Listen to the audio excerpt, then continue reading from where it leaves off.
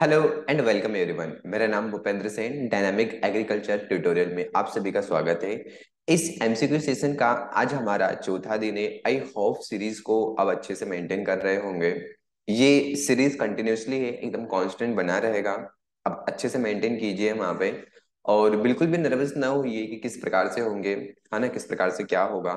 बहुत ही कम समय बचा है। एक अच्छे से डेडिकेशन के साथ बने रहिए वहां पे, है ना।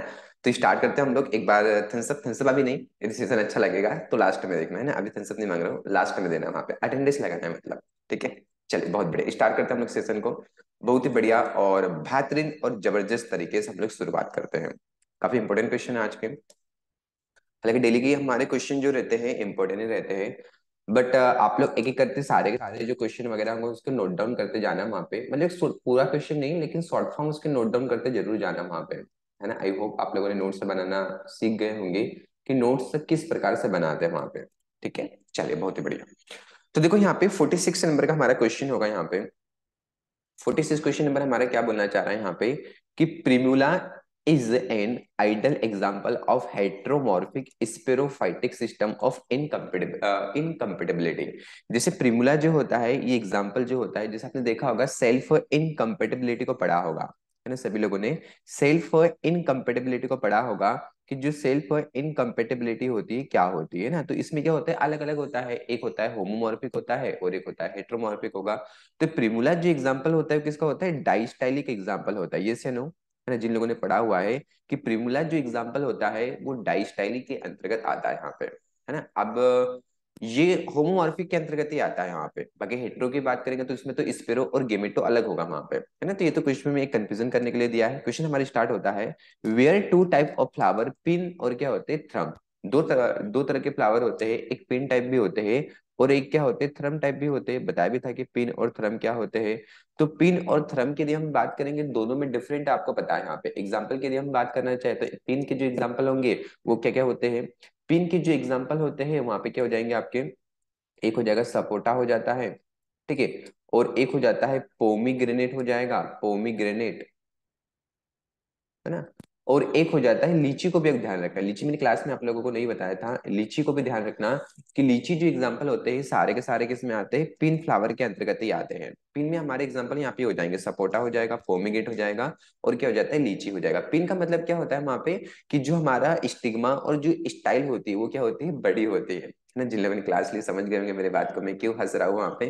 तो बताया भी था कि एक क्या होता है, जैसे बड़ी दुल्हन होती है ना, बड़ी दुल्हन को पिन लगाने में सपोर्ट किया, ऐसा मैंने कुछ फ्रेज आपको बताया था, है ना।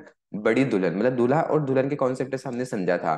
तो बड़ी दुल्हन को क्या लगा हम लोगों ने, पिन लगाने में क्या कर लिया, सपोर्ट कर लिया यहाँ पे, है ना। तो पिन से क्या आ जाता है, पिन टाइप आ जाएगा और सपोर्ट से आपका सपोर्टा आता है और इसी में आता है पोमीग्रेनेट आ जाएगा। और यहाँ पे करना बड़ी दुल्हन को पिन लगाने में सपोर्ट कर लिया, है ना। लिया भी करना है, लिया से क्या आ जाएगा आपका, लीची आ जाता है यहाँ पे। जो ली वगैरह होता है तो ली से क्या आ जाएगा आपका यहाँ पे, लीची आ जाता है यहाँ पे। और इस फ्लावर के लिए हम बात करेंगे, मतलब इनमें पिन फ्लावर में क्या होता है। तो जो फ्लावर होते हैं ना, तो पिन फ्लावर में क्या होता है कि स्टिग्मा और स्टाइल क्या होती है यहाँ पे, बड़ी होती है, बड़ी दुल्हन बताए ना। लेकिन हमारे जो एंथर और स्टेमिन की बात करेंगे तो कैसे होते हैं, शॉर्ट होते हैं। इसके अपोजिट थ्रम में होता है ना। तो थ्रम के एग्जांपल क्या बताया था आपको, अलमंड यहाँ पे बताया था। थ्रम एग्जांपल क्या आता है, अलमंड ही आएगा। The compatible of mating is observer in the cross, यहाँ पे मतलब एक प्रकार से कैसे माना चाहिए, कंपेटेबल होगा। तो जब कंपेटेबल होगा तो कंपेटेबल के लिए हम बात करेंगे तो कंपेटेबल में क्या होगा, थ्रम और पिन दोनों आएंगे यहाँ पे। कंपेटेबल के लिए हम बात करेंगे तो कंपेटेबल में जो होंगे वो क्या आएंगे आपके, मतलब पिन और थ्रम, मतलब जब डिफरेंट डिफरेंट हम क्रॉस करेंगे तो डेफिनेटली वहां पे बनेगा ही बनेगा वहां पे। ठीक है, तो आई होप सभी लोग इस बात को यहाँ पे समझ गए होंगे कि कंपेटेबल किस प्रकार से यहाँ पे माना जाएगा। चलिए आगे चल के हम बात करेंगे। क्वेश्चन नंबर हमारा 47 नंबर आता है, which of the following cows horns are curved at the shape of horn half moon. मतलब ऐसे कौन से होंगे कि जिनके हाफ मून शेप होते हैं। वहां पे हाफ मून की बात करेंगे तो हाफ मून मतलब कैसे होंगे, पूरी तरीके से मतलब एक हाफ मून मतलब आधे चंद्र के समान होते हैं यहाँ पे। तो इनमें से कौन सी काउ होगी कि जिसके जो मून हो, मतलब जो हॉर्न होते हैं वो हाफ जैसे होते हैं यहाँ पे। तो साहिवाल के होंगे, रेड सिंधी के, सुरती के। आप लोग पोज कीजिएगा फिर आंसर लगाइएगा। तो राइट आंसर जो हमारा बनेगा वो क्या बनेगा यहाँ पे, गिर जो होगा हमारा राइट आंसर यहाँ पे बनेगा। ठीक है। तो गिर के किससे पाए जाते हैं, हाफ मून से भी यहाँ पे पाए जाते हैं। बाकी साहिवाल की बात करेंगे तो साहिवाल को तो मतलब सबसे ज्यादा यदि बात करेंगे मिल्क प्रोडक्शन किसका होता है तो साहिवाल का ही होगा। और साहिवाल का जो नेटिव प्लेस माना जाता है वो क्या माना जाता है, पाकिस्तानी माना जाता है यहाँ पे, है ना। बाकी यहाँ पे देख लेना यहाँ पे कौन कौन सी रेड सिंधी सुरती वगैरह है इस प्रकार से। तो हाफ मून को आप ध्यान रखना। और एक भी होता है सवाई चाल के लिए बात करेंगे कि सवाई चाल के लिए कौन सी फेमस है वहां पे, है ना। सवाई चाल के लिए बात करेंगे तो सवाई चाल के लिए एक फेमस जो होगी जिसका नाम क्या होता है वहां पे, सवाई चाल के लिए। तो सवाई चाल के लिए कौन सी होती है, कॉन्क्रीट होती है। चलिए आगे चल के हम बात करेंगे, bolting in onion occurs occur it temperature goes below यहाँ पे। तो अनियन में क्या होता है, बोल्टिंग होता है। देखो अनियन में जो यदि हम बात करें दो अलग अलग होता है, बोल्टिंग अलग होता है और स्प्राउटिंग अलग होगा। तो जो आपको पता है कि जो स्प्राउटिंग वगैरह होती है ना, अनियन में क्या हो रही है, जो स्प्राउटिंग हो रही है, तो स्प्राउटिंग किस कारण से हो रही है, तो स्प्राउटिंग किस कारण से हो रही है, लो टेम्परेचर के कारण होती है, ध्यान रखना। लेकिन बोल्टिंग की बात करेंगे तो बोल्टिंग मतलब टेम्परेचर का मेन फ्लक्चुएशन होगा। तो यहाँ पे भी हम बात करेंगे मेन किस टेम्परेचर पे बोल्टिंग होगा यहाँ पे। तो बोल्टिंग के लिए टेम्परेचर यहाँ पे माना जाएगा, यदि 15 डिग्री सेंटीग्रेड से बिलो हो जाता है तो बोल्टिंग की भी समस्या यहाँ पे पाई जाती है। बोल्टिंग का मतलब क्या होगा कि इसमें जो सीड वगैरह होते हैं, मतलब ये देखो प्री मेच्योर ऑफ सीड है यहाँ पे, मतलब जो सीड बनने चाहिए पर्टिकुलर प्री मतलब कि जो स्टार को फ्लावर जो रहेंगे उसके पहले उसमें सीड बन जाते हैं वहां पे। जैसे अब तो वीवी पेरी जर्मिनेशन होता है एज इट इज वैसे के वैसे ही होगा यहाँ पे, है ना? तो यहाँ पे ध्यान रखना है यहाँ पे कि प्रायर टू स्टार का formation of seed it is called a bolting, है ना। तो बोल्टिंग ध्यान रखना अनियन में होगा। लेकिन स्प्राउटिंग की बात करेंगे तो स्प्राउटिंग लो टेम्परेचर के कारण होगा। और स्प्राउटिंग को कंट्रोल करने के लिए बताया भी था किसका यूज करते हैं हम लोग, किसका यूज करेंगे, 2500 ppm हम लोगों को यूज करना पड़ता है, जो किसका यूज करेंगे, मेलिक हाइड्रोजेट का हम लोग यूज करते हैं, एमएच का हम लोग यूज करेंगे। इमेज का जरूर ध्यान रखना, ये काफी इंपोर्टेंट है, एग्जाम में पूछा भी जाता है इस प्लॉटिंग वाला। बाकी बोल्टिंग के लिए टेम्परेचर जरूर ध्यान रखना है यहाँ पे। आई होप सभी लोगों को समझ में आ गया होगा। आगे चल के हम बात करेंगे यहाँ पे, नेक्स्ट क्वेश्चन नंबर हमारा होगा यहाँ पे कि रिसेंटली पूसा नरेंद्र काला नमक, है ना, काला नमक 1638 एंड पूसा नरेंद्र काला नमक 1652, सिर्फ दो को ध्यान रखना है। नरेंद्र काला नमक आपको ध्यान रखना है, नरेंद्र काला नमक 1638 और 1652, 1638 और 1652 यहाँ पे। तो 1638 और जो 1652 होगा ये किसकी वैरायटी होगी, तो किसकी वैरायटी होती है, राइस की वैरायटी होगी। इसको आप लोग यहाँ पे ध्यान रखना है, डायरेक्ट यहाँ पे ध्यान रख लेना। ठीक है। आपको बताया भी था कि पिजनपी की एक बहुत ही फेमस वैरायटी होती है ना, पिजनपी की एक फेमस वैरायटी होती है, पूछा भी जाता है एग्जाम में कई बार, जिसको हम उपास 120 के नाम से भी जानते हैं, है ना, UPAS के नाम से जानते हैं ना, 120 के नाम से भी जानेंगे। तो बहुत ही फेमस वैरायटी होती है जो किसकी होती है, पिजनपी की होती है ना। पिजनपी में एक डिसीज वेरी इंपॉर्टेंट यहाँ पे माना जाता है, आपने देखा भी होगा, इसको लिख लेना है यहाँ पे कि पूछा जाता है कि पिजनपी में जो स्टर्लिटी होती है ना, पीजेंपी में जो स्टर्लिटी होगी वो किस कारण से होती है, तो किस कारण से होती है ध्यान रखना, ये किसके कारण से होती है, माइट के कारण होती है। माइट में भी ध्यान रखना, यूरोफाइड माइट को जरूर ध्यान रखना। माइट में भी ध्यान रखना कि जो यूरोफाइड माइट होगा, तो यूरोफाइड माइट जो होता है इसका राइट आंसर यहाँ पे माना जाता है यूरोफाइड, है ना। यूरोफाइड जो माइट होगा इसका राइट आंसर यहाँ पे माना जाएगा। ठीक है। तो ध्यान रखना यूरोफाइड माइट जो होगा पिजनपी में स्टेरिलिटी का मेन यहाँ पे कारण बनेगा, ये राइट आंसर इसका मान जाएगा। यहाँ पे काफी इंपॉर्टेंट होता है, पूछा भी जाता है पिजनपी के बारे में। अगले क्वेश्चन की बात करेंगे, Pusa hybrid 4 is a variety of which among the flowering horticulture crop. तो पूसा हाइब्रिड 4 बहुत ही फेमस, देखो वैसे बहुत सारी वेराइटियां वगैरह होगी, लेकिन कुछ कुछ इंपोर्टेंट वेराइटी जो मैं बताऊंगा आप लोगों को ध्यान रखना है। पूसा हाइब्रिड 4 जो वेराइटी वगैरह होती है बहुत ही फेमस वेराइटी होती है, जो किसकी होती है यहाँ पे, टमेटो की ही वेराइटी होगी यहाँ पे। ठीक है, इस बात को आप लोग जरूर यहाँ पे ध्यान रखना। अब आगे चल के हम बात करेंगे, टोमेटो में देखा होगा कभी कभार एक पूछा जाता है कि कैट फेस, है ना, डायरेक्ट पूछ लिया जाता है कि cat face is a physiological disorder of which crop. Catfish एक किसका फिजियोलॉजिकल डिसऑर्डर होगा, तो किसका होता है, टमेटो का ही होता है। मतलब कैटफिश में क्या होता है कि जो टेम्परेचर का जो फ्लक्चुएशन वगैरह होता है, तो मतलब टेम्परेचर का जब फ्लक्चुएशन होगा तो वो जो एबनॉर्मल कंडीशन में ग्रो करता है वहां पे, है ना, तो उसी को हम क्या बोलते हैं, कैटफिश यहाँ पे बोलते हैं। तो कैटफिश आप लोग ध्यान रखना है यहाँ पे, कैटफिश इसी के कारण होगा यहाँ पे। और एक डायरेक्ट पूछा जाता है गोल्डन फ्लेक भी कभी कभार पूछ लिया जाता है कि बताओ जो गोल्डन फ्लेक होता है, तो गोल्डन फ्लेक एक किसका फिजियोलॉजिकल डिसऑर्डर माना जाएगा, तो गोल्डन जो फ्लेक होगा ये भी किसका माना जाता है, यहाँ पे टमेटो का ही होता है। इसको जीएफ से ध्यान रखना, जीएफ से मतलब क्या होता है यहाँ पे, गोल्डन फ्लेक को आप लोग ध्यान रखना। ठीक है, चलिए तो पूसा हाइब्रिड 4 किसकी वैरायटी होगी यहाँ पे, टोमेटो की famous variety. Rejuvenation pruning is done during, in case tea की बात कर रहे हैं यहाँ पे ना, कि टी में जो पुर्निंग हमको करना रहता है, जब इसको रिजिविनेशन होगा मतलब फिर से स्टार्ट होगी, तो कौन से मंथ में स्टार्ट होते हैं यहाँ पे, है ना। तो टी के लिए हम बात करेंगे तो कब होती है, अप्रैल और मई में। आप लोग ध्यान रखना है कि फिर से हम पुर्निंग किस क्या हो जाती है इसमें, यहाँ पे स्टार्ट हो जाती है यहाँ पे, है ना। टी को जरूर यहाँ पे ध्यान रखना। बताया भी था कि टी के मैंने दो इसके मेन एग्जांपल भी यहाँ पे बताए थे, कि टी जो होता है, मैंने टी में कुछ इंसेक्ट वगैरह भी बताया था यहाँ पे, टी मॉस्किटो बग, हालांकि टी में नहीं लगता है। वो किसका मेन इंसेक्ट माना जाता है वहां पे, जो माना जाता है वहां पे केसो नट का माना जाता है, बताया था ना, टी मॉस्किटो बग ऐसा बताया था, है ना। टी मॉस्किटो बग, देखो आपका रिवीजन भी अच्छे से होते जाएगा, है ना। तो टी मॉस्किटो जो बग होता है ये किसके इंसेक्ट का माना जाता है, यहाँ पे केसो नट का माना जाएगा, टी का नहीं होता है वो, है ना। लेकिन उसका नाम है हेलियोप्लेटस एंटिनी, इसको जूलॉजिकल जो नॉम होगा उसका नाम क्या होगा, हेलियोप्लेटस, हेलियोप्लेटस एंटिनी जो होती है इसका नाम होगा यहाँ पे। ठीक है, तो जरूर इसको ध्यान रखना है कि हेलियोप्लेटस जो एंटिनी जो होती है ये किसका नाम होता है, तो टी मॉस्किटो बग का ही ये यहाँ पे नाम होगा यहाँ पे। ठीक है, कभी कभार क्या होता है कि पुर्निंग के बारे में हम बात करेंगे तो पुर्निंग से याद आता है ग्रेप में भी पूछा जाता है, कि ग्रेप में जो पुर्निंग होती है, क्वेश्चन पूछा भी जा चुका है हालांकि, है ना। आप प्रीवियस ईयर पेपर लगाए होंगे तो उसमें क्वेश्चन पूछा भी जा चुका है कि ग्रेप में जो पुर्निंग होती है नॉर्थ इंडिया में कब की जाती है ना। ग्रेप में जो पुर्निंग होगी कि नॉर्थ इंडिया में पुर्निंग कब की जाती है वहां पे, तो ध्यान रखना कब की जाती है, दिसंबर और जनवरी में की जाती है ना। कब की जाएगी, दिसंबर और जनवरी में क्या की जाती है वहां पे, पुर्निंग वहां पे की जाती है ग्रेप में। नॉर्थ इंडिया की बात करेगा स्पेशली, किसमें करेगा, नॉर्थ इंडिया की बात करेगा तब वहां पे। ठीक है, इस बात को ध्यान रखना। चलिए अगले क्वेश्चन की तरफ हम बात करेंगे यहाँ पे, which type of training centre on and on farm testing is important for Krishi Vigyan केंद्र। अब देखो कृषि विज्ञान केंद्र के लिए यहाँ पे कौन सा होगा, आपको लगाना है कि ट्रेनर्स एंड ट्रेनिंग सेंटर होगा, extension worker and training centre होगा, या फिर rural leader and training centre होगा, वोकेशनल ट्रेनिंग सेंटर होगा, या नॉन वर्बल ट्रेनिंग सेंटर होगा। क्या हमारा यहाँ पे राइट आंसर बनेगा यहाँ पे, है ना। तो राइट आंसर देखो, आपने देखा होगा कि जो केवीके होते हैं कृषि विज्ञान केंद्र की बात करेंगे तो वहां पे जो ओकेशनल ट्रेनिंग मतलब एक प्रकार से मौखिक सिखाया जाता है। जैसे आप सपोज करो आप रावे में आप गए होंगे, है ना, काफी लोग गए भी जाते हैं। तो जब रावे में गए होंगे तो आप लोगों को वहां पे जैसे मशरूम कल्टीवेशन, है ना, इस प्रकार से काफी चीजें वहां पे सिखाई भी होगी।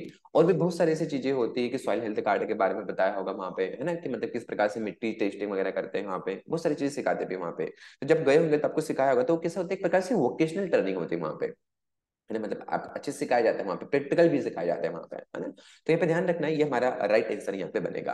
अब थोड़ा हम बात कर लेते हैं केवीके की, बात कर लेते हैं कि जो केवीके होता है, केवीके कैसे क्या होता है, कब स्टेबलाइज हुआ, सारी की सारी चीजें एग्जाम ओरिएंटेड, क्योंकि यहाँ से काफी इंपोर्टेंट है और एग्जाम में क्वेश्चन यहाँ पे बनते भी है। अब देखो जैसे हम बात करेंगे केवीके की बात करें, कृषि विज्ञान केंद्र की हम बात करें, तो पहला जो केवीके जो स्टेबलाइज किया गया था कहाँ पे किया गया था, तमिलनाडु पौंडीचेरी में। कहाँ पे किया गया था, तमिलनाडु पौंडीचेरी में 1974 में इसको स्टेबलाइज्ड इसको किया गया था। ठीक है, और इसका मुख्य जो क्रेडिट जाता है ना, उसका मुख्य जो क्रेडिट जाएगा, क्रेडिट किसके लिए जाता है, जो सक्सेस के लिए बात करेंगे तो उसका मुख्य जो क्रेडिट जाता है वो किसको जाता है, चंद्रिका प्रसाद को जाता है। ध्यान रखना, चंद्रिका प्रसाद, चंद्रिका प्रसाद तो इसका मुख्य क्रेडिट जाता है। अभी रिसेंटली में बात करेंगे कि अभी जो प्रेजेंट में जो केवीके होंगे रिसेंटली में, तो रिसेंटली में टोटल कितने केवीके होते हैं, तो रिसेंटली में 731 केवीके है। ध्यान रखना कि रिसेंटली में 731 केवीके होंगे, और KVK it is integral part of, किसका इंटेग्रल पार्ट माना जाता है, तो NARS का माना जाता है, नेशनल एग्रीकल्चर रिसर्च सिस्टम। इस बात को जरूर ध्यान रखना, बहुत कम बच्चों को पता रहता है कि केवीके किसका इंटेग्रल पार्ट होगा, तो किसका होता है, NARS का होता है। इसके फंडेड की बात करेंगे, इसको जो फंड प्रोवाइड करवाता है, फंड किसके द्वारा दिया जाता है, तो फंड जो दिया जाता है वो किसके द्वारा दिया जाता है, ICR के द्वारा ही दिया जाता है। ध्यान रखना, केवीके को फंड दे रहा है तो कौन दे रहा है, ICR। और इसकी कमेटी की बात करेंगे तो कौन सी कमेटी थी, तो कमेटी जो होगी उस कमेटी का नाम क्या होगा, मोहन सिंह मेहता कमेटी को आप लोग जरूर ध्यान रखना। एक कमेटी होती है मोहन सिंह मेहता कमेटी, तो इसको स्टेबलाइज्ड यहाँ पे किया गया था। ठीक है, आप लोग इसमें क्वेश्चन पूछता हूँ, आप लोग बताना है यहाँ पे कि आपने पढ़ा होगा ना, मतलब एक क्वेश्चन पूछ रहा हूँ, आप लोग इसको कमेंट में बताना। मैं हर बार जब सेशन लूंगा तो एक क्वेश्चन आपसे जरूर यहाँ पे पूछूंगा, इसका आंसर जरूर बताइए, और आप लोग आंसर दिया करें यार, बी होनेस्टली, है ना। काफी लोग देते भी, कुछ लोग नहीं भी देते वहां पे। तो आप अपने प्रति ईमानदार रहिए ना, अपने प्रति ईमानदार रहो कि भाई आप जैसा करोगे वैसा तो मिलेगा ही आपको वहां पे, है ना। या तो हो सकता है कमेंट करने में थोड़ी कंजूसी कर लेते, कंजूसी ना क्या करें, है ना, अच्छे से कमेंट भी क्या करें, ठीक है। चलिए, तो देखो मैं पूछ रहा था आप लोगों को कि जो इनाम स्कीम होती है ना, इनाम स्कीम होगी, तो जो इनाम चलाया था इलेक्ट्रॉनिक नेशनल एग्रीकल्चर मार्केटिंग, इसको स्टेबलाइज करने के लिए कौन सी कमेटी थी? यहाँ पे आपको कमेंट में ड्रॉप करना है, यहाँ पे कमेटी को आपको ध्यान रखना है कि कौन सी कमेटी ने इसको स्टेबलाइज यहाँ पे किया था इनाम के अंतर्गत, है ना, इनाम को स्टेबलाइज किया था। आपको इसको कमेंट में ड्रॉप करना है। वैसे क्या होगा कि मेरे जो कुछ शॉर्ट वीडियो जो मैं बना रहा हूँ यहाँ पे, है ना, तो शॉर्ट वीडियो भी आ रही, एग्जाम ओरिएंटेड शॉर्ट वीडियो है ना, तो प्रॉपर एकदम बढ़िया से आएंगे, उसको थोड़ा देखिएगा, क्वेश्चन को नोट डाउन भी करते चलिए वहां पे, ठीक है।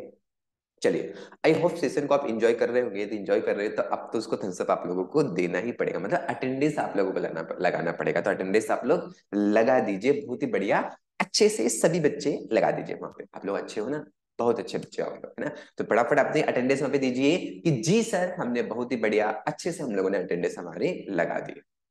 देखो, जब केवीके स्टेबलाइज किया था ना मोहन सिंह मेहता कमेटी ने, तो आईसीआर ने एक सबसे पहले एक प्लान दिया था, एक आइडिया दिया था, तो उस समय इसका नाम क्या था? फार्म साइंस सेंटर था, लेकिन 1974 में इसका नाम चेंज हुआ और क्या रखा गया? कृषि विज्ञान केंद्र यहाँ पे रखा गया। तो 1974 को ध्यान रखना कि 1974 में ये स्टेबलाइज तमिलनाडु पौंडीचेरी में ही किया गया था। चलिए, आगे चल के हम बात करेंगे, क्वेश्चन नंबर हमारा नेक्स्ट क्वेश्चन होगा बहुत ही बढ़िया और बेहतरीन क्वेश्चन हमारा यहाँ पे।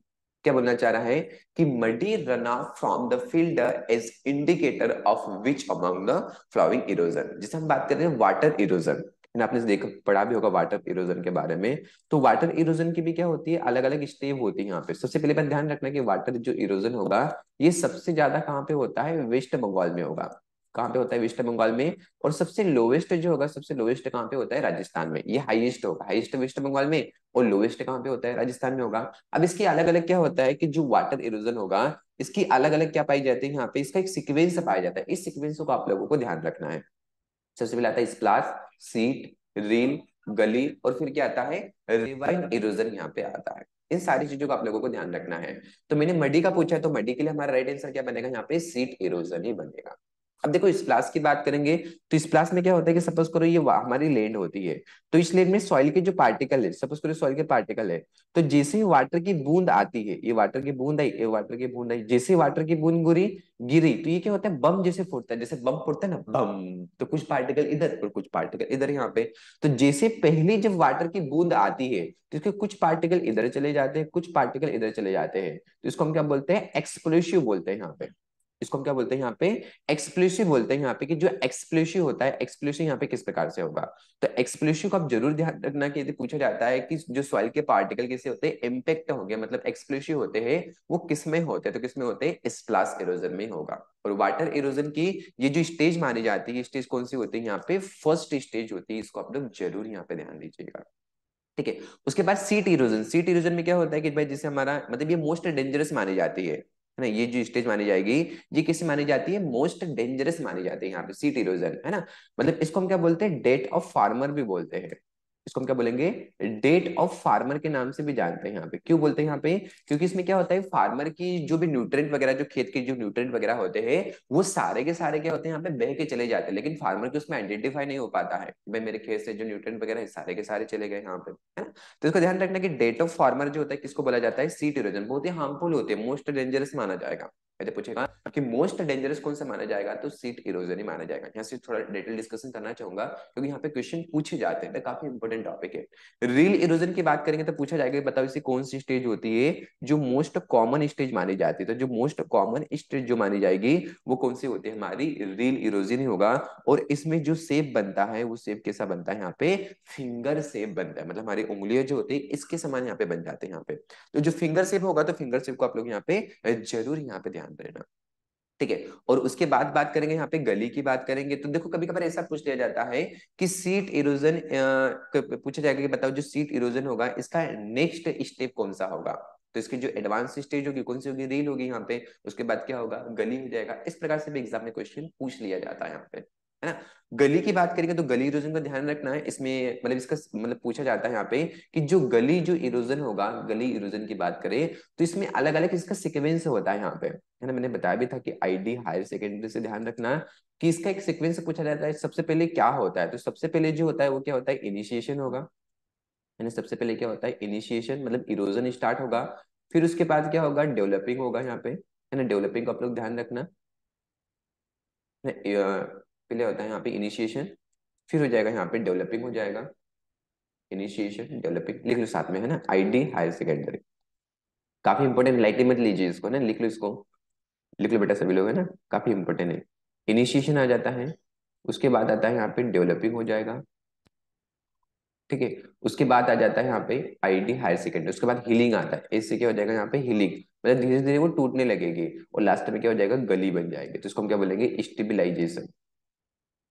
इस प्रकार से ध्यान रखना, इनिशिएशन, डेवलपिंग, हीलिंग और क्या होता है, स्टेबिलाईजेशन, लिख लेना यहाँ पे, ठीक है। तो ये काफी इंपॉर्टेंट गली के अंतर्गत मानी जाती है। अब देखो क्या होता है ना कि आप लोगों के मैसेज मेरे पास दिन भर आते रहते हैं, बहुत सारे बच्चों के मैसेज आते हैं, देखो अभी मैं 3-4 मैसेज आ गया है ना। तो आप लोगों के मैसेज मेरे पास कंटिन्यूसली मैसेज आते रहते हैं, मतलब जब भी जैसे मैं फ्री होता हूँ ना डेफिनेटली रिप्लाई में करता हूँ, ऐसे नहीं करता हूँ कि मतलब रिप्लाई नहीं करता, रिप्लाई करता हूँ, लेकिन मैं लेट रिप्लाई कर देता हूँ वहाँ पे, क्योंकि थोड़ा और भी मेरे कुछ काम रहता है, जिससे मैं फ्री होता हूँ तो स्पेशली आप लोगों के लिए आ जाता हूँ यहाँ पे, क्योंकि आप लोगों के लिए क्वेश्चन भी बनाना पड़ता है मेरे को। और देखो इसके साथ साथ क्या होगा कि हिंदी भी करना पड़ता है, जो हिंदी मीडियम के बच्चे उन पे भी ध्यान देना पड़ता है यहाँ पे, मतलब पूरा सिस्टमेटिक तरीके से करना पड़ता है। तो ये सेशन 90 डेज के लिए रहेगा, 90 लेक्चर में डेफिनेटली प्रोवाइड कराऊंगा आप लोगों को। आप लोगों को बस देखते जाना है, अच्छे से चीजें नोट डाउन करते जाना है यहाँ पे, डेफिनेटली गारंटी मेरी है, ये सेशन आप लोगों के लिए बहुत ही फ्रूटफुल सेशन रहेगा, है ना, बहुत ही फ्रूटफुल सेशन रहेगा, एवन सेशन रहेगा। आप लोग सेशन को देख रहे हो तो आपको ही पता है कि सेशन कैसा लग रहा है, यदि अच्छा लग रहा हो तो अटेंडेंस दीजिए, और अपने जो भी फ्रेंड्स वगैरह है उसको डेफिनेटली शेयर कीजिए, और कमेंट भी ड्रॉप कीजिए कि सेशन कैसा लगता है। इससे क्या होता है, जो कमेंट में पढ़ता हूँ ना तो मेरा भी एक मनोबल बढ़ता है यार, कि देखो मतलब कि मैं अच्छा कर रहा हूँ आप लोगों के लिए, मेरे अंदर से फीलिंग आती है, पॉजिटिवनेस आता है कि हाँ मैं आप लोगों के लिए कुछ अच्छा कर रहा हूँ यहाँ पे, है ना, एक मतलब जितना भी बनता है थोड़ा मेरा जितना भी कंट्रीब्यूट होता है मैं करने की कोशिश करूंगा, और डेफिनेटली यहाँ पे जहाँ पे भी मैं जाऊँ बहुत अच्छी जगह जाऊंगा, डेफिनेटली ये तो गारंटी मेरी है ना, आप भी अच्छी जगह जाओगे। बस खुद पे विश्वास बनाए रखना है यहाँ पे, है ना, मतलब मैं लिटरली बताता हूँ कि मेरे समय में भी एक ऐसा था यार, अभी भी कुछ समय के पहले की घटना है ना, मतलब कोई साथ में नहीं रहता है, जो साथ में रहेगा वो आपका नॉलेज ही साथ जाएगा, है ना। तो उस समय मेरे को ऐसा फील हो रहा था यार कि जो नॉलेज है ना, मतलब वही मेरे को आगे बढ़ाया वहां पे। तो आपका नॉलेज सबसे ज्यादा इंपॉर्टेंट है वहां पे, कोई साथ में नहीं रहता है, कोई साथ नहीं देगा, आपका नॉलेज जो रहता है वही आपके साथ देगा। तो अच्छे से पढ़िए, उम्र आपकी लर्न करने की है, हालांकि सीखने की कोई उम्र नहीं होती, मैं भी सीख ही रहा हूँ, है ना, लास्ट कदम तक हम लोग सीखते जाते हैं। तो अच्छे से पढ़िए, ऑल द बेस्ट, बाकी हम सेशन को हम लोग कंटिन्यू करते हैं, ठीक है, चलिए बहुत बढ़िया। आगे हम बात करेंगे, तो यहाँ पे क्वेश्चन क्या बनेगा, मडी यदि रनअप पूछेगा, तो मडी रनअप में हमारा जो राइट आंसर जो बनेगा वो क्या बनेगा, यहाँ पे सीट इरोजन ही यहाँ पे बनेगा यहाँ पे, ठीक है। चलिए आगे चल के हम बात करेंगे, तो कुछ घटना हुई है अभी मेरे साथ, है ना, मतलब जब मैंने कोचिंग वगैरह जब पढ़ाया था मैंने बच्चों को, तो उस समय तो काफी बच्चों ने मेरा साथ भी दिया था, लेकिन अभी कुछ ही समय पहले मैं समय से एक घटना हुई यहाँ पे जो कोई किसी के साथ नहीं होता यार, है ना, वो मेरी, चलो जान लो तो बात का मैटर रहेगा, लेकिन आप लोगों का प्यार मेरे लिए बना हुआ है, ये मेरे लिए बहुत अच्छी बात है यहाँ पे। चलिए आगे चलते हैं हम लोग। विच of the flowering feeds on the silk, मतलब ऐसा कौन सा सिल्क होगा कि जो पर्सिया बॉम्बेसियाना एंड लिट्सिया मोनोप्टेला, दो प्लांट होंगे, मैंने दो प्लांट यहाँ पे बताए, कौन कौन से प्लांट यहाँ पे बताए, पर्सिया हाँ पर्सिया बॉम्बेसिया बॉम्बेसिनिया और लिट्सिया मोनोप्टेला, ये दो प्लांट होंगे, इसमें कौन सा सिल्क जो होगा रियर्ड किया जाता है, तो वो कौन सा होता है, मूंगा सिल्क होता है, जिसको हम प्राइड ऑफ असम के नाम से भी जानते हैं, तो मूंगा सिल्क ही बनेगा, जो मूंगा सिल्क होता है इसी को हम क्या बोलते हैं, प्राइड ऑफ असम के नाम से भी हम लोग जानेंगे यहाँ पे। अब देखो ये चार्ट है ना काफी इंपॉर्टेंट है, इसको हल्के में मत लेना, चाहो तो अपना वहां पे बना लेना, अपनी जो कॉपी वगैरह होगी वहां पे। अच्छा एक काम करना, आप लोगों के लिए मैं होमवर्क दे रहा हूँ, इस चार्ट को अच्छे से बनाना, जो बच्चा बनाएगा वहां पे उसको तो याद हो ही जाएगा, और मेरे को सेंड कर देना, मेरा टेलीग्राम जो होगा मतलब पर्सनल मेरा टेलीग्राम आपको दिया है, तो वहां पे मेरे को सेंड कर देने का, सर देखो इस प्रकार से बनाया है। बनाना है ऐसा नहीं कि आपका टाइम वेस्ट होगा, उसमें याद हो जाएगा चीजों को, समझ रहे हैं कि टाइम वेस्ट हमारा होगा, सारी चीजें याद हो जाएगा, और बहुत ही इंपॉर्टेंट चार्ट है, यहाँ से क्वेश्चन डेफिनेटली आने की पॉसिबिलिटी यहाँ से बनती है यहाँ पे, ठीक है। तो देखो मैं बता दे रहा एक बार ताकि आप लोगों को याद हो जाए। सबसे पहले बात करेंगे, जो मलबेरी सिल्क होता है इसको हम चाइनीज सिल्क भी बोलते हैं यहाँ पे, है ना। उसके बाद जो टसर सिल्क होता है जिसको हम कोसा बोलेंगे, चाइनीज एंड जापानीज, देख लेना यहाँ पे, ये टसर के अंतर्गत है, मतलब चाइनीज टसर और जापानीज टसर। एरी सिल्क या तो इसको आरएनडी भी बोलते हैं हम लोग, आरएनडी क्यों बोलते हैं, क्योंकि आरएनडी का जो प्लांट होता है, आरएनडी को हम क्या बोलते हैं, आरएनडी जो होता है इसको हम क्या बोलते हैं, केस्टर बोलते हैं यहाँ पे, जी था केस्टर, और केस्टर का बोटनिकल नेम क्या होता है, रिसिनस कम्युनिस होता है यहाँ पे, अरे देखो रिसोनेंस कम्युनिस्ट के ऊपर यहाँ पे रियर्ड किया जाता है, यहाँ पे ये क्वेश्चन पूछा भी जा चुका है यहाँ पे। मूंगा जो होता है इसको प्राइड ऑफ असम या तो इसको असम सिल्क के नाम से भी हम लोग यहाँ पे जानते हैं। अब देखो इसमें ये ना इसके बोटनिकल नेम काफी इंपॉर्टेंट है, जैसे मलबेरी होगा तो पूछा जाएगा कि बताओ मोरस अल्बा पे कौन सा सिल्क रियर्ड किया जाएगा, तो कौन सा रियर्ड किया जाएगा यहाँ पे, जो मलबेरी सिल्क होगा इसी को क्या किया जाएगा यहाँ पे, रियर्ड यहाँ पे किया जाएगा यहाँ पे। ठीक है, चल आगे चल के हम बात करेंगे यहाँ पे, तो रिसिनस हाँ कहाँ पे थे, मोरस अल्बा पे थे हम लोग यहाँ पे। तो मलबेरी का बोटनिकल नेम ये होगा। जो टसर सिल्क होगा इसको दो प्लांट पे रियर्ड किया जाएगा, असन और अर्जुन पे किया जाता है यहाँ पे, है ना, असन और अर्जुन, है ना, इसको ध्यान रखना कि असन और अर्जुन की बात करेंगे तो असन का नाम होता है टर्मिनेलिया इलेप्टा, और अर्जुन का नाम होगा टर्मिनेलिया अर्जुना, उसके नाम से स्पष्ट होगा यहाँ पे, है ना। तो टसर को रियर्ड किया जाएगा, असन और अर्जुन पे रियर्ड किया जाएगा, और चाइनीज की बात करेंगे तो चाइनीज को ओक जो लीव्स होती है, ओक प्लांट की लीव्स बीज को रियर्ड किया जाएगा, और उसका ओक का बॉटनिकल नेम क्या होगा, क्यूरस जो रोबर होगा इसका बॉटनिकल नेम होगा, इस बात को आप लोग जरूर यहाँ पे ध्यान देना। ठीक है, तो ये तो होगा यहाँ पे, मतलब कौन कौन से प्लांट हो गए, केस्टर का तो पता ही है आप लोगों को, रिशिनस कम्युनिस, ये सोम एंड सोलवो को ध्यान रखना काफी इंपॉर्टेंट है। सोम एंड जो सोलवो होता है इस पे मूंगा जो सिल्क होता है, मूंगा सिल्क को क्या किया जाता है, इस पे रियर्ड किया जाता है। तो अभी बताया था परिसी ने क्या बताया था यहाँ पे, बॉम्बे सिनिया लिख लेना पूरा, और इसका क्या होगा लिट्सिया मोनोप्टेनल, ये काफी इंपॉर्टेंट है यहाँ पे, ये चैप्टर जो होगा काफी इंपॉर्टेंट है, और भूलिएगा मत यहाँ पे। मूंगा सिल्क होगा इसका कलर कैसा होता है, गोल्डन कलर होता है। जो एरी सिल्क होगा इसका कैसा होता है, क्रीमी व्हाइट या तो ब्रिक रेड कलर का होगा यहाँ पे। टसर की बात करेंगे तो कापर और ब्राउन, है ना, देख लेना यहाँ पे, और इसका होगा येलो या तो ग्रीन कलर होगा, येलो होगा या तो ग्रीन होगा यहाँ पे। बाकी इसके जो जो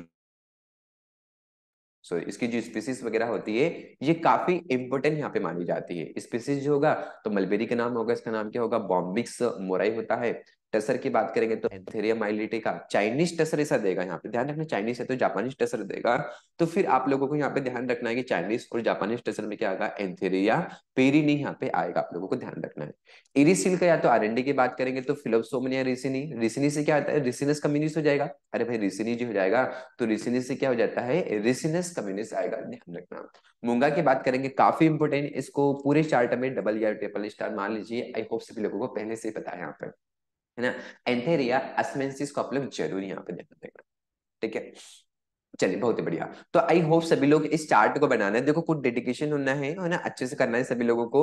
और सभी लोगों को जितने भी बच्चे देख रहे हैं यहाँ पे, करीबन 500-600 बच्चे देखते हैं सेशन को, तो डेफिनेटली जितने भी हो सके मेरे को मैं शेयर करना वहां पे।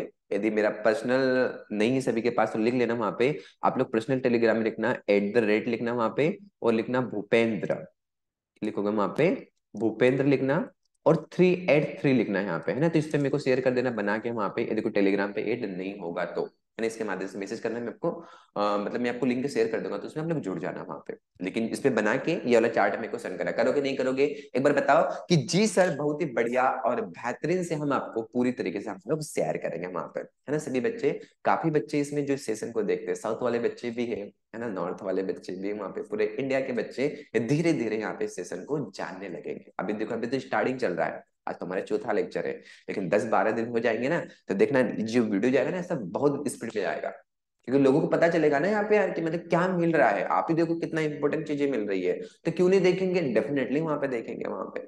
ठीक है, तो अच्छे से डेडिकेशन के साथ लगे रहिए, और एकदम बन के रखिए वहां पे, है ना, अच्छे से करना है वहां पे सभी लोग। ठीक है, चलिए बहुत ही बढ़िया।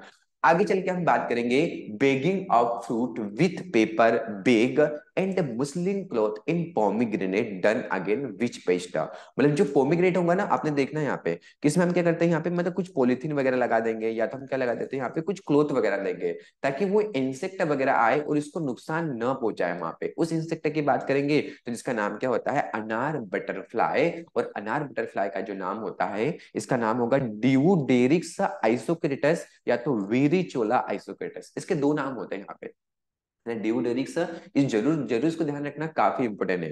तो ये तो मतलब जो पोमिग्रेनेट जो अनार बटरफ्लाई होती है उसके लिए भी होता है, और उसके साथ यदि हम बात करेंगे तो लेमन बटरफ्लाई के लिए भी ध्यान रखना, है ना, लेमन जो बटरफ्लाई होगा उसके लिए भी हम क्या करेंगे, ये बेगिंग ऑफ फ्रूट करते हैं यहाँ पे। ये सब पूछा जाता है कभी कभार कि बेगिंग ऑफ फ्रूट किसके लिए करते हैं।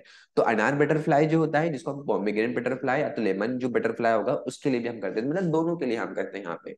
तो यहाँ पे इसका नाम पूछा था किसके लिए, किसके अगेंस्ट करेंगे हम लोग, तो अनार बटरफ्लाई। अनार बटरफ्लाई का नाम क्या होता है, डिवोडोरिक्स आइसोक्रेटस होगा। इस बात को जरूर आप लोग ध्यान रखना है यहाँ पे। ठीक है, आगे चल के हम बात करेंगे हेलिकोरापा आर्मीजीरा। ध्यान रखना है, जो हेलिकोरापा आर्मीजीरा होता है इसको बोलते हैं ग्रामपोर्ट बोरर, हम लोग बोलते हैं। ये किसका नाम होता है, ग्रामपोर्ट बोरर। काफी इंपोर्टेंट नाम है, जरूर ध्यान रखना। और जो ग्रामपोर्ट बोरर जो हेलिकोरापा आर्मीजीरा होगा, इसका पूछा जाता है कि इसका ट्रीटमेंट किसके द्वारा किया जाता है। तो इसका ट्रीटमेंट जो किया जाता है एनपीवी के माध्यम से किया जाता है।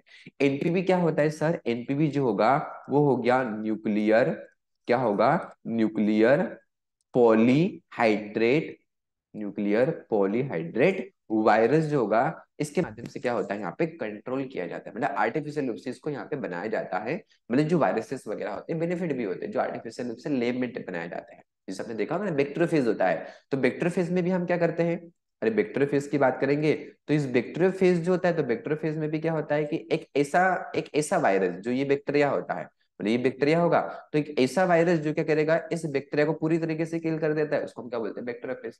तो वहां पे भी वायरस डेवलप किए जाते हैं ना, वहां पे भी वायरस डेवलप किए जाते हैं। तो वायरस जो क्या होते हैं बैक्टीरिया को पूरी तरीके से किल कर देंगे। एक बात और ध्यान रखना कि जो बैक्टीरियोफेज होता है इसका स्पेशली जो यूज किया जाता है गंगा नदी को साफ करने के लिए किया जाता है। क्वेश्चन भी बन चुका है यहाँ पे, नहीं ये क्वेश्चन भी जो होगा, ये क्वेश्चन भी यहाँ पे बन चुका है यहाँ पे। ठीक है, जरूर इसको यहाँ पे ध्यान देना। चलिए बाकी बेमीसेट आबेसी की बात करेंगे तो ये होता है व्हाइट फ्लाई होगा, है ना, व्हाइट फ्लाई का नाम होता है बेमीसेट आबेसाई। व्हाइट फ्लाई का नाम यही होगा बेमीसेट आबेसाई। लेकिन यदि हम बात करेंगे यहाँ पे कि सुगरकेन व्हाइट फ्लाई की बात करेंगे तो सुगरकेन जो व्हाइट फ्लाई होता है उसका नाम क्या होता है, एल्यूरोलोबस बारोडेंसिस। एल्यूरोलोबस बारोडेंसिस, एल्यूरोलोबस बारोडेंसिस, डेंसिस इसका नाम होता है ना। एलोलोबस बारोडेंसिस जो होगा ये सुगरकेन की व्हाइट फ्लाई का नाम होता है। जो क्या होगा कि सुगरकेन में जब नाइट्रोजन की जब डिफिशियंसी हो जाती है वहां पे, तो क्या अटैक करता है, व्हाइट फ्लाई भी अटैक करती है। इस क्वेश्चन को भी ध्यान रखना है कि सुगरकेन में नाइट्रोजन की जब डिफिशियंसी होती है तो वहां पे कौन सा इंसेक्ट अटैक करेगा, तो नाइट्रोजन की जब डिफिशियंसी होगी तो वहां पे अटैक क्या करेगा, व्हाइट फ्लाई अटैक करता है। और नाइट्रोजन की जब इफिशियंसी होती है, तो इफिशियंसी से भी ध्यान रखना भाई, है ना, एफिशिएंसी से भी ध्यान रखना कि जब एफिशिएंसी हो जाएगी तो वहां पे जो अटैक करेगा वो अटैक कौन करेगा, वहां पे पायरिल्ला वहां पे अटैक करेगा। वहां पे कौन अटैक करता है, वहां पे पायरिल्ला वहां पे अटैक करता है। वहां पे मैसेज आते रहते हैं, कोई दिक्कत नहीं। आप लोगों को डाउट वगैरह है आने दीजिए मैसेज वगैरह, है ना, मैं जैसे फ्री होऊंगा तो सभी के रिप्लाई भी करता हूँ।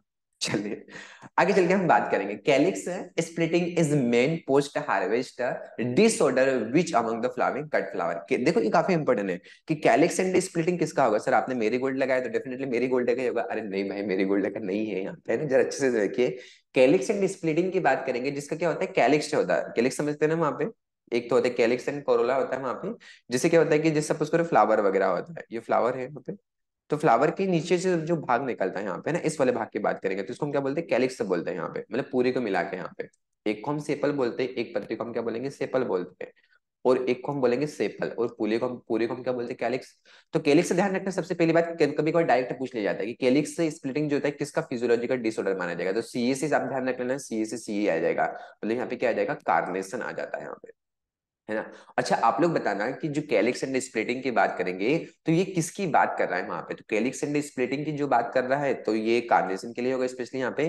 तो ये किस कारण से होता है, बोरान की कमी के कारण होगा। बोरान ध्यान रखना कि कैलिक्स एंड स्प्लिटिंग जो होगा किसके कौन, मतलब कौन से एलिमेंट के कमी के कारण हो रहा है, तो बोरान डिफिशियंसी के कारण हो रहा है। सर आपने मेरी गोल्ड को क्यों लगा दिया, अरे भाई मेरी गोल्ड को इस कारण से लगाया यहाँ पे कि यहाँ पे भी क्वेश्चन पूछा जा चुका है मेरे गोल्ड से कि मेरे आप मेरी गोल्ड भी दो प्रकार से होते हैं, एक अफ्रीकन मेरी गोल्ड और एक क्या होता है फ्रेंच मेरी गोल्ड। तो अफ्रीकन मेरी गोल्ड का नाम क्या होता है, टेजेटस इरेक्टा होता है। अफ्रीकन मेरी गोल्ड जो होगा उसका नाम क्या होता है, टेजेटस इरेक्टा होगा। और फ्रेंच मेरी गोल्ड होगा उसका नाम क्या होगा, टेजेटस पेटुला इसका नाम होगा यहाँ पे। और एक फेमस इसकी वैरायटी होते हैं यहाँ पे, ध्यान रखना सभी लोग कि nugget is a famous variety. किसकी वैरायटी होती है, मेरी गोल्ड की वैरायटी होती है। और मेरी गोल्ड जो होगा ये कैसा होता है, एक प्रकार से प्रोटो एंड्री प्लांट होता है। किसे होगा, मेरी गोल्ड जो होगा ये प्रोटो एंड्री के अंतर्गत आता है, जरूर इसको यहाँ पे ध्यान रखना। ठीक है, आई होप सभी लोग क्वेश्चन को नोट करते जा रहे होंगे। आगे चल के हम बात करेंगे यहाँ पे, which of the following instrument is used measure percolation and leaching. Percolation leaching की बात करेंगे, या तो फिर आपको दे देगा वहां पे कि इवापो ट्रांसपिरेशन होगा, कि इवापो ट्रांसपिरेशन का मेजरमेंट किसके द्वारा किया जाएगा, है ना, इवापो ट्रांसपिरेशन की बात करेंगे। तो इवापो ट्रांसपिरेशन का जो मेजरमेंट किया जाएगा वो किसके द्वारा किया जाता है, लाइसीमीटर। यहाँ पे तो दोनों को ध्यान रखना है, इवापो ट्रांसपिरेशन पूछेगा या तो फिर आपको पूछेगा परकोलेशन एंड लीचिंग होगा। इसका मेजरमेंट किसके माध्यम से किया जाता है, लाइसीमीटर। मैनोमीटर पता है आप लोगों को रूट प्रेशर के लिए, पोरोमीटर पता है स्टोमेटा के बिहेवियर के लिए, पीजोमीटर को देख लेना, पीजोमीटर काफी इंपोर्टेंट है। यदि पूछेगा डेप्थ ऑफ वाटर टेबल, क्या देगा, डेप्थ ऑफ वाटर टेबल की बात करेंगे, तो डेप्थ ऑफ वाटर टेबल के लिए जो होगा वो कौन सा माना जाएगा यहाँ पे, पीजोमीटर ही यहाँ पे माना जाएगा। ये काफी इंपोर्टेंट है, इसको नोट करना, एग्जाम ओरिएंटेड बहुत ही ज्यादा, वेरी वेरी मोस्ट इंपोर्टेंट, काफी इसकी पॉसिबिलिटी यहाँ पे एग्जाम में। ठीक है, और फोटोमीटर तो आपको पता है, ट्रांसपिरेशन पूछा है, ऊपर मैंने बताया था इवापो ट्रांसपिरेशन बताया था, नीचे मैंने क्या बताया यहाँ पे, ट्रांसपिरेशन। तो यदि पूछेगा ट्रांसपिरेशन के लिए किसका उपयोग किया जाएगा, फोटोमीटर। और यदि पूछेगा इवापो ट्रांसपिरेशन के लिए, तो इवापो ट्रांसपिरेशन के लिए जो यूज किया जाएगा वो लाइसीमीटर का ही यहाँ पे यूज यहाँ पे किया जाएगा यहाँ पे। ठीक है, चलिए आगे चल के हम बात करेंगे यहाँ पे, क्वेश्चन नंबर 58 नंबर की बात करेंगे, what is the quantity of high volume spray. देखो क्वेश्चन यहाँ से बन चुका है अभी प्रीवियस एफओ में, मतलब बिफोर बिफोर प्रीवियस ईयर। अब मतलब पूछा तो गया था, लेकिन ये नहीं पता है कि 18 19 या 20 21 से पूछा गया था यहाँ पे, लेकिन क्वेश्चन डेफिनेटली यहाँ से बना हुआ है। तो हाई वॉल्यूम स्प्रे की बात करेंगे तो इसका राइट आंसर जो हमारा बनेगा, वो राइट आंसर हमारा यहाँ पे क्या बनेगा, तो राइट आंसर जो हमारा बनेगा वो क्या बनेगा यहाँ पे, ऑप्शन नंबर जो होगा, मतलब हाई वॉल्यूम की बात करेंगे तो 400 लीटर से जब ज्यादा होगा, 400 लीटर से जब ज्यादा होगा तो वो हाई वॉल्यूम स्प्रे के अंतर्गत ही आएगा यहाँ पे। ठीक है, तो जरूर इसको यहाँ पे ध्यान रखना यहाँ पे। तो हाई वॉल्यूम स्प्रे 400 लीटर से ज्यादा, अब देखो इसकी सभी क्वांटिटी यहाँ पे दिया गया है, आप लोग इसको नोट कर लेना, और ये काफी इंपोर्टेंट है, एग्जाम ओरिएंटेड यहाँ पे। जैसे हाई वॉल्यूम स्प्रे पूछेगा यहाँ पे तो कितना आ जाएगा, 400 लीटर से ज्यादा। देखो 2018-19 में पूछा गया था, है ना, 2018-19 में पेपर उठा के देख लेना, ऐसा है ना, मैं इसे नहीं लिख देता, मेरे नॉलेज के बेस पे लिखता हूँ यहाँ पे, है ना, तो प्रोजेक्ट सारे कुछ भी उठा के दे रहे हैं हमको, कुछ भी उठा के नहीं दे रहे मेरे भाई, सारी चीजें मैं अच्छे से करवा रहा हूँ यहाँ पे, है ना, कुछ भी नहीं ऐसा दे रहा हूँ कि एकदम फालतू दे रहा हूँ यहाँ पे, है ना। क्वेश्चन को देखता हूँ, एनालिसिस करता हूँ, देन वहां पे आप लोगों को डिलीवर करता हूँ। ठीक है, तो हाई वॉल्यूम जो स्प्रे होगा ये 4000 लीटर से क्या होगा, ज्यादा होगा। लो की बात करेंगे यहाँ पे तो 5 से कितना हो जाएगा आपका, 400 लीटर के समथिंग होगा, मतलब 5 to 400 लीटर। इसमें भी दो होते हैं, एक नॉर्मल एरोल एरोल होता है और एक क्या होता है, नॉर्मल ग्राउंड होगा। तो नॉर्मल एरियल डोज की बात करेंगे तो कितना होगा, 15 से 75 होता है, और ग्राउंड डोज की बात करेंगे यहाँ पे तो कितना होगा, 100 से समथिंग, 200 के समथिंग होगा यहाँ पे, कितना होगा, 100 से 200 के समथिंग होगा, इसको ध्यान रखना।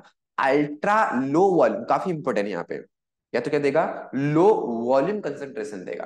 देखो लो वॉल्यूम स्प्रे अलग होगा और लो वॉल्यूम कंसेंट्रेशन अलग होगा, जो कितना होगा, 5 लीटर से कम होगा। जब 5 लीटर से कम होगा तो लो वॉल्यूम कंसेंट्रेशन, और लो वॉल्यूम स्प्रे पूछेगा तो कितना आ जाएगा आपका, 5 से 4 लीटर आ जाएगा। लेकिन अल्ट्रा काफी इंपॉर्टेंट यहाँ पे ध्यान रखना, कि अल्ट्रा लो वॉल्यूम जो होगा इसका कितना होगा, तो कितना होगा, 5 लीटर से लेस देन ही होता है यहाँ पे। ठीक है, चलिए बहुत बढ़िया। आगे चल के हम बात करेंगे, क्वेश्चन नंबर नेक्स्ट हमारा होगा, a salted smoked meat of pig will be referred as. मतलब जो क्या होता है, मीट जो होता है पिग की जो होता है उसको हम क्या बोलते हैं, तो उसका मीट जो होता है उसको हम क्या बोलते हैं, पोर्क बोलते हैं ना, बीफ, बफन, चेवन, चेमन, मटन और पोर्क, है ना। तो इसमें से भी हम बात करें तो यहाँ पे कौन सा हो जाएगा हमारा, जो पिग वाला होता है उसको हम पोर्क बोलते हैं, लेकिन यहाँ पे साल्टेड पूछा है तो साल्टेड के लिए हमारा राइट आंसर क्या बनेगा, अब बेकन जो होगा हमारा राइट आंसर यहाँ पे बनेगा। ठीक है, बाकी सभी को पता है बीफ जो होता है काऊ का कहलाता है यहाँ पे। ठीक है, मटन जो होगा भेड़ का कहलाता है यहाँ पे, मतलब सीप का कहलाएगा। चेवन जो होता है गोट का कहलाता है यहाँ पे, GOAT गोट, है ना।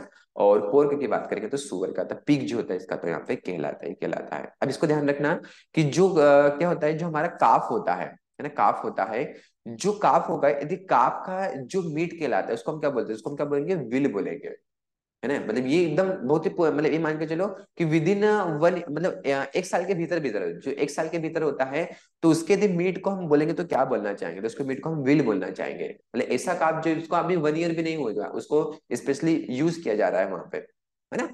तो उसको हम क्या बोलते हैं, उसके जो जो मीट वगैरह होते हैं उसको हम विल बोलते हैं, हाँ काफी इंपोर्टेंट।